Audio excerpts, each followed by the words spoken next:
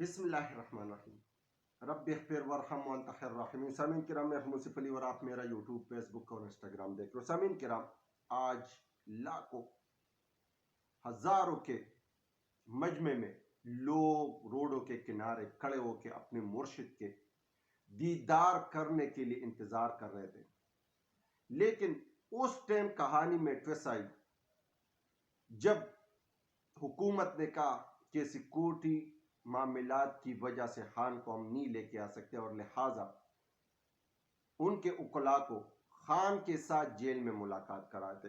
سامعین کرام، اس طرح بہت کچھ سارے خبریں آپ لوگ کا تھوڑا سا ٹائم درکار ہوگا، آپ لوگ کی توجہ مرکوز ہوگی، اور ویڈیو کو اگر پسند آئے تو لائک بھی کرے، شیئر کرے، اور سب سے ضروری جو ہے آپ لوگوں کا سبسکرائب کرنا، تاکہ آنے والے جو بھی اپڈیٹ ہوگا وہ سب سے پہلے آپ لوگوں تک پہنچے۔ تو سب سے پہلے میں ان خبروں کے خلاصہ آپ لوگ کے ساتھ رکھ لیتا ہوں، اور اس کے بعد پھر اس پہ مختصراً ذرائع کے مطابق بات کریں گے۔ ایک تو پہلی بات، خان اڈیالہ جیل سے باہر سیکورٹی سختی، کمرے عدالت ملاقات طے ہو گئی ہے۔ یہ اسلام آباد ہائی کورٹ کا ایک آرڈر تھا، سردار اعجاز الیاس صاحب کے حکم پہ جیل سپرڈنٹ کو یہ حکم دیا گیا تھا کہ 3 بجے خان کو لے کے آنا تھا، لیکن آخر کار اس نے ساتھ یہ بھی کہا تھا کہ مجھے پتا ہے کہ آپ لوگ میرے حکم کی تعمیل نہیں کرو گے۔ یہاں سے عدالت، سپریم کورٹ، ہائی کورٹ کی پاور کا پتہ چلتا ہے۔ جبکہ دوسری، دیدار کرانے کے لیے خان کے چاہنے والے روڈوں پہ، کناروں پہ کھڑے تھے کہ اب خان آئیں گے اور ایک جھلک دیدار ہو جائے گی، لیکن حکومت نے بڑا اعلان کر دیا اور اس نے کہا کہ اب ان کے جو وکلاء ہیں وہ خان کے ساتھ جیل میں ملاقات کا ہم بندوبست کر لیتے ہیں۔ دوسری جو سب سے بڑی اور تشویش والی خبر ہے حکومت کے لیے، وہ یہی ہے کہ امریکی کانگریس، جو بائیڈن کے کابینہ کے قومی اسمبلی کے سینیٹر نے، جو 60 کے برابر امیدوار ہیں، ان لوگوں نے جو بائیڈن کو ایک خط لکھ لی اور اس خط میں مطالبہ کیا کہ خان کو رہا کیا جائے۔ یہ کیا معاملہ ہے؟ اس پہ بھی تھوڑی سی مختصراً بات آپ لوگ کے ساتھ رکھوں گا۔ جبکہ اسلام آباد ہائی کورٹ کے اپنے ججز بھی ہیں، وہ بھی بپر گئے اور اسٹیبلشمنٹ کو، طاقتوروں کو ایک کرارا جواب بھی دے دیا۔ وہ کیا ہے وہ یہ بھی بتاتا ہوں۔ آخر کار جسٹس منصور علی شاہ صاحب نے ایک دفعہ پھر جسٹس فیض عیسیٰ صاحب کو ایک خط لکھ لیا، اور خط میں یہ جملہ گردش کر رہے کہ تاریخ ہمیں کبھی معاف نہیں کرے گا۔ جبکہ پورا ملک جام کرنے کا پی ٹی آئی نے پلان بھی بنا لیا، اس پہ بھی بات کریں گے۔ جبکہ بشرا بی بی کی آخر کار 267 دن یعنی 9 مہینے بعد ان کی رہائی ہوگی، اور اس رہائی نے 2 خاندانوں کے جو چشم چراغ ہے، 2 خاندانوں کے جو اہل عیال ہے، 2 خاندانوں کے جو آنے والے وقتوں میں سیاسی پہلو رکھنے والے لوگ ہیں، ان کے لیے ایک مثال بنا دی۔ جبکہ ان کے سیاست میں کوئی رول نہیں تھا، ایک باپردہ خاتون پہ اور ایسے امیز خیرت انگیز قسم کے مقدمات بنائے گئے تھے، جس میں ایک سب سے زیادہ جو بھیانک اور بے ایمانی کیس تھا وہ عدت والا کیس بھی تھا۔ لیکن پھر بھی بشرا بی بی نے عدالتوں کا مقابلہ کیا، اپنے کیسز لڑے، اور آخر کار عدالتوں سے ان کو انصاف مہیا ہو گئی، اور یہ توشہ خانہ پارٹ 2 نمبر میں اس کو رہائی نصیب ہوئی۔ جبکہ سیاسی انتقام لینے کی بھی انتہا ہو گئی۔ اختر منگل صاحب نے اپنے سینیٹر کے بارے میں جو انکشافات کی، جو باتیں کی، اور اس سے جو پریس کانفرنس کی تھی، اب اختر منگل صاحب کے اوپر بھی ایک بڑا سخت مقدمہ درج کیا گیا۔ وہ مقدمہ یہ کہ اس نے بھاری اسلحے کے ساتھ اسمبلی کے فلور میں انٹر ہوئے، کیونکہ طاقتور کچھ بھی کریں گے، ماریں گے تو رونا نہیں ہے، اٹھائیں گے تو بولنا نہیں ہے، جو کہے گا وہ باہر آ کے بتانا نہیں ہے۔ اور شاید معذرت کے ساتھ شاید یہی وجہ تھی کہ ان کے سینیٹر نے پہلے پریس کانفرنس کی ایک طرح اور اس کے بعد دوسری پریس کانفرنس کی دوسری طرح، تو یہ بھی ایک بات تھی۔ لیکن آخرکار اختر مینگل صاحب پہ سیاسی انتقام کی وجہ سے بڑا کیس بن گیا۔ قاضی صاحب کا بطور چیف جسٹس آج آخری دن تھا، اور اس کے بعد یہ اپنے آپس میں کاغذی کارروائی کرتا جائے گا، لیکن یہ اب آج کے بعد یہ چیف جسٹس نہیں رہے گا۔ اب دیکھنا یہی ہے کہ کیا ہے۔ قاضی صاحب یہ بشرا بی بی کی کریڈٹ بھی خود لیتے ہیں کہ چلتے چلتے تھوڑا سا پیس سیونگ مل جائے، کیونکہ اس نے ابھی باہر زندگی بھی گزارنی ہے۔ اب کل پرسوں اس نے سعودیہ کا عمرہ بھی کرنا ہے، پھر عمرے کے بعد اس نے ترکی اور ترکی سے پھر میک ڈونلڈ کھاتے ہوئے یہ اپنے آبائی ملک جو بیوروکریٹس ججز کا اور خاص قسم کے لوگوں کا ہوتا ہے وہاں یہ رحلت کر جائیں گے، اور وہاں پھر باقی زندگی کی ایام عیاشی کے ساتھ ادھر ہی گزاریں گے۔ اب دیکھنا یہ ہے کہ کیا یہ ہو پائے گا یا نہیں۔ لیکن اور ڈاکٹر زر کا اور فیصل پہ نوٹس پی ٹی آئی کی طرف سے نوٹس بھی جاری کی گئی ہے کہ آپ وضاحت کریں، اور مولانا صاحب کے ساتھ ایک دفعہ پھر دھوکہ ہوا، کیونکہ جسٹس منصور علی شاہ صاحب ان کو پیش کیا گیا تھا، نام پیش کیا گیا تھا پارلیمانی کمیٹی میں، اور اس پہ بلاول وغیرہ لوگ سارے متفق ہوئے تھے، لیکن آخرکار پھر یحییٰ فریدی صاحب کا نام آگے سامنے آ گیا۔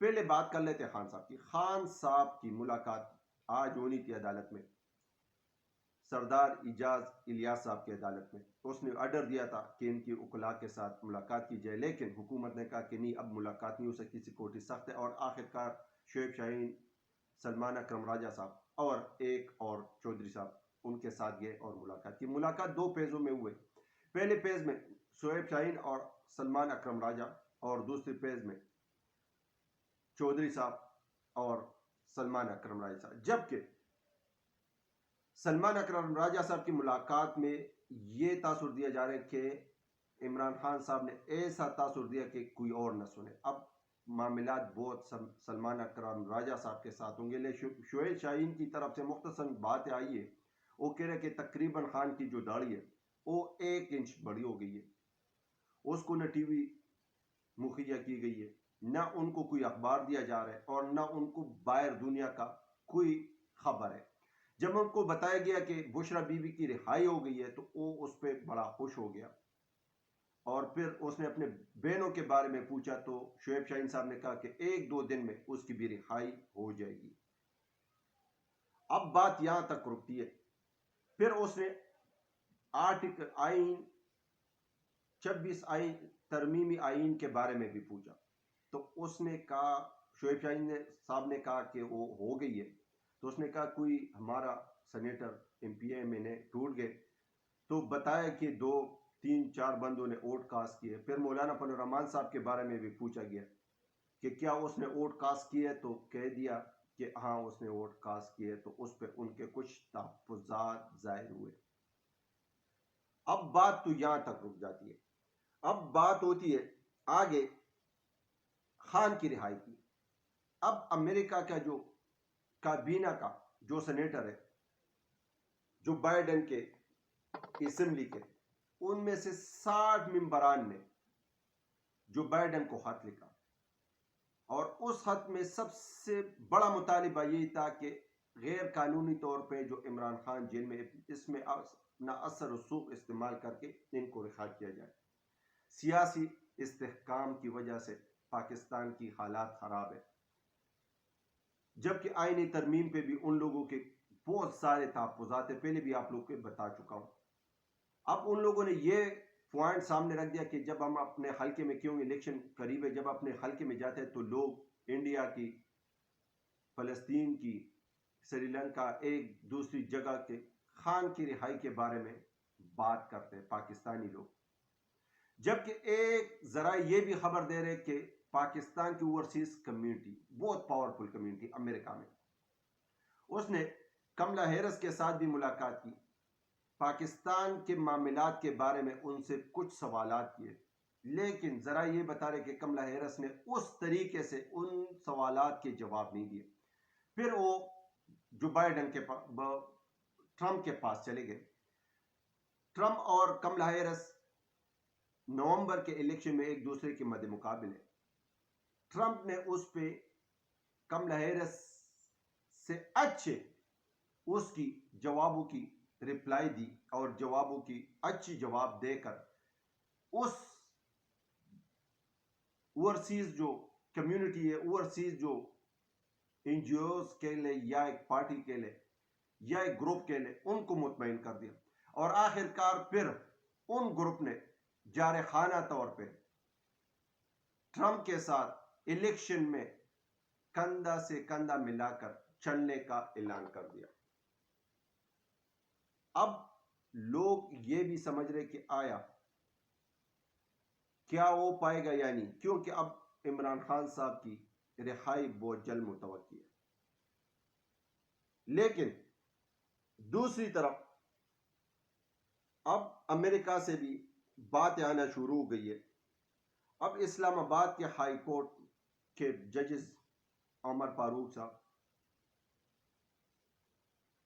اور ایک اور ججز، اس نے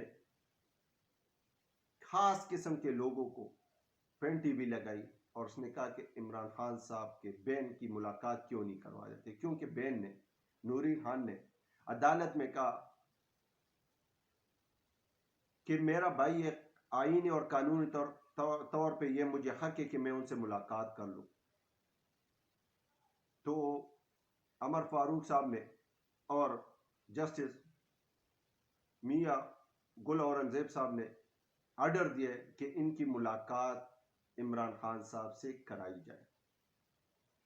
تو یہ بھی ایک بڑا دھچکا ہی ہے. پورا ملک جام التال، کیونکہ پی ٹی آئی کہہ رہے کہ کچھ فیک اکاؤنٹ سے یہ خبر چل رہی ہے کہ ڈی چوک کو بلاک کر لے، یہ کر لے، وہ کر لے. اس پہ سلمان اکرم راجہ صاحب نے کہا کہ یہ ہمارا پلان ہے، جب ہم ملک گیر ہڑتال کا اعلان کریں گے تو ہمارے پی ٹی آئی کے آفیشیل پیج سے وہ خبر نشر ہو جائے گی، اور لہٰذا ہم یہ فیک نیوز پہ اور ان چیزوں پہ ہم عمل درآمد کرنے والے نہیں ہیں، کیونکہ وہاں ہم پہنچیں گے پھر ہمارے اوپر لاٹھی چارج ہوگا، ہمارے اوپر پستاتیت کا اور ظلم زیادتی کا سلسلہ پھر سٹارٹ ہو جائے گا. تو ہم اپنے لاہے عمل سے سیاسی پاور شو کرنے کے لیے ایک سوچ سمجھ رکھتے ہیں اور اس کے مطابق ہم اپنا احتجاج ریکارڈ کریں گے. جبکہ جسٹس پائیزیسا صاحب کا آج آخری دن، وہ اپنے چیمبر میں باقی ورک کرے گا. اب ان کے سپریم کورٹ کے بینچوں کے ساتھ کوئی بھی نہیں، لیکن آخر کار 11 فل کورٹ کا مطالبہ بھی کر دیا ججز نے. اب دیکھنا یہی ہے کہ کیا یہ 11 ججز یہ فل کورٹ کا بینچ یہ بلا پائیں گے یا نہیں بلا پائیں گے. لیکن جسٹس منصور علی شاہ صاحب نے کورٹ میں بیٹھنے سے انکار کر دیا. عوام کی رفائی کاموں کے لیے وہ تیار ہے، لیکن کسی بینچ کا حصہ نہیں بنیں گے. اور اس نے جسٹس پائیزیسا صاحب کو خط لکھ لیا کہ جو آپ نے کیا یا کرنے والے ہو، یہ تاریخ ہمیں معاف نہیں کرے گا. آپ نے عدلیہ کا اور آپ نے عدالتوں کا جو پر ہے وہ کاٹ لیے. اب عمران خان صاحب نے آج سے 10 سال پہلے بھی کہا تھا کہ سپریم کورٹ چیف جسٹس کا نامینیشن اسمبلی کے تھرو نہ کیا جائے، کیونکہ یہ پھر سیاسی فوائد کے لیے چیف جسٹس کو استعمال کریں گے. اور آخر کار 26ویں ترمیم میں وہی ہوا کہ یحییٰ فریدی صاحب تیسرے نمبر پہ جج کو چیف جسٹس سپریم کورٹ بنا لیا. لیکن یہ مولانا صاحب کے ساتھ بھی دھوکہ ہو گیا اور شاید بلاول صاحب کے ساتھ، کیونکہ بلاول صاحب اور مولانا صاحب کو منصور علی شاہ صاحب کا پارلیمانی کمیٹی میں نام سامنے رکھا تھا، اور پھر لاسٹ میں آخر کار یحییٰ اپریدی صاحب کا نام پہ دستخط کی گئی ہے۔ تو سامعین کرام، کیا مولانا صاحب کے اس پہل میں ان کا کوئی اپنا مطلب یا ان کو ماموں بنایا گیا؟ یہ تو آنے والا وقت بتائے گا۔ اس ٹائم تک اپنا اور اپنے چینل کا خاص خیال رکھیں۔ مجھے دیجیے اجازت، ملتے ہیں نیکسٹ ولاگ میں۔ پاکستان زندہ باد، پاکستان پائندہ باد۔